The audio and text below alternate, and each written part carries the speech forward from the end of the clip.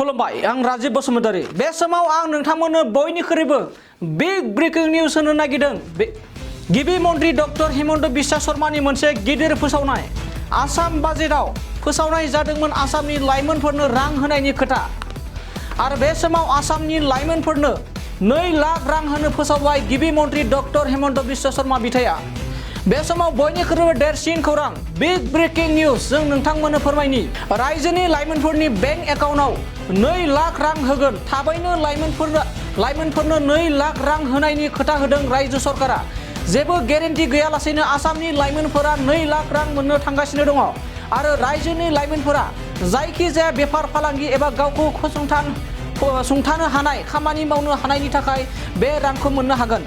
रायजोनि लाइमोनफोरनो आसाम सरकारा थाबैनो 2 लाख रां होनाय जासिगोन बे खौरांखौ डक्टर हिमन्त बिश्व शर्मा बिथाङा फोरमायदों आरो रायजोनि गासै 1 लाख लाइमोनफोरा बे 2 लाख रांखौ मोननो हागोन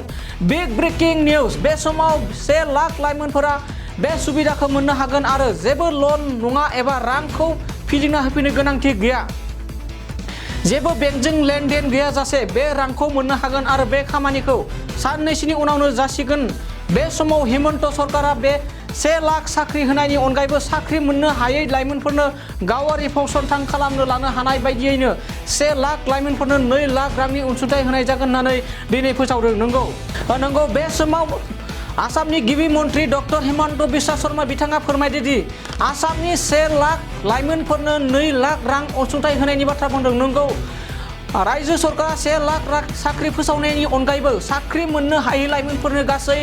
2 लाख रां अनसुंथाइ एबा एकाउन्टआव सोनायनि बाथ्रा बुंदों आरो बेखौ जेबो गेरेन्टि गैयालासेनो एबा फिदिंना होआलासेनो बे रांखौ फिदिंना होनांगौनि गोनांथि गैया होननानै दिनै गिबि मन्त्रि डक्टर हिमन्त बिश्व शर्माया गोख्रों फोरमायदों नंगौ बे समाव फिन नोंथांमोननो ब्रेकिं निउज लानानै फैदों आसाम सरकारा बेखार जानानै थानाय लाइमोन गासै 1 लाख लाइमोनफोरनो 2 लाख रां गथायना होगोन एबा अनसुंथाइ होगोन होननानै फोरमायदों बे समाव जों मिन्थिना लानि फैबाय थानाय समाव 1 लाख रांखौ माबोरै होनाय जागोन 2 लाख रांखौ 1 लाख लाइमोनफोरनो माबोरै होनाय जागोन बेखौ जों फोरमायना लानि आरो मिन्थिना लानि जि डक्टर हिमन्त बिश्व शर्मा रायजोनि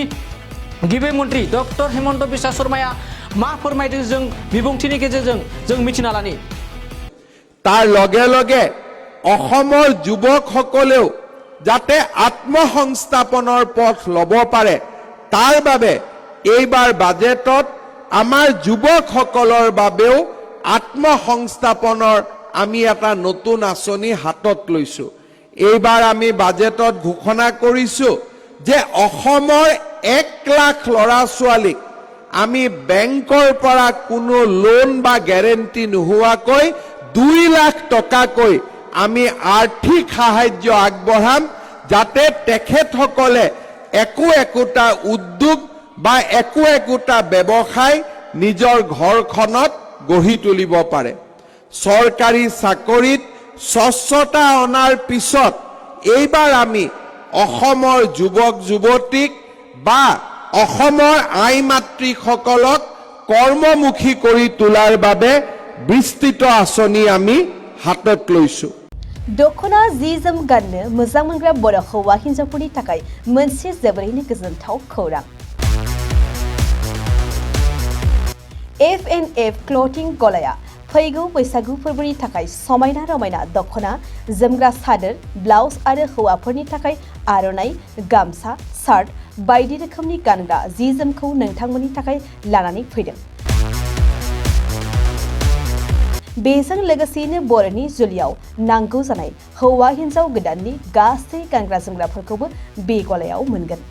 गसाइगाव टाउनजों नांजाबनाय राजापारानि गार्लस स्कुलनि अपोजिटआव थानाय F&F क्लथिं गलायाव बर'नि गाब गोनां समायना रमायना ड्रेसफोरखौ गोसोनि लुबैनाय बायदि मोननो हागोन लोगोसेनो गोसो गुदुं सुबुंफ्रा गावनि मोजां मोननाय ड्रेसफोरखौ F&F क्लथिं गलायाव जायखिजाया सानावनो लांफैनो हागोन नोंथांमोना F&F क्लथिं गलायाव जि जोम आर'नाइ आरो गानग्रा ड्रेसफोरखौ लांफैनोब्ला नैबे मबाइल नम्बर 8472858324 आव थोंजों खौरां लाहरनो हागोन